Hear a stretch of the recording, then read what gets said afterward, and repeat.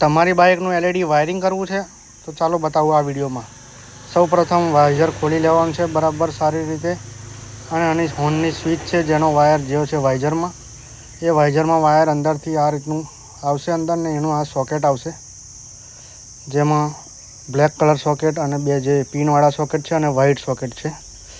White સોકેટમાં જે મેલ socket, બે socket આવે છે એમાં મેલ સોકેટ, આ મેલ સોકેટ છે, આ મેલ સોકેટ છે, આ ફિમેલ સોકેટ છે।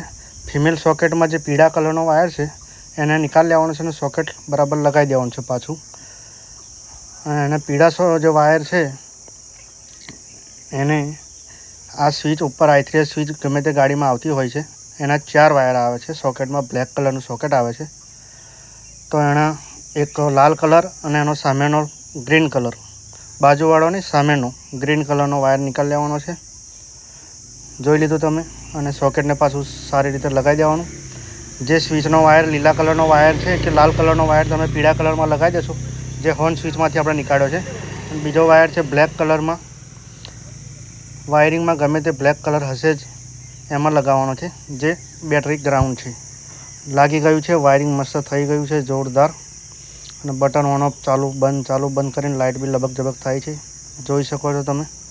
તો તમારી પણ ગાડીને વાયરિંગ કરવું હોય જોરદાર રીતે તો કરી શકો છો।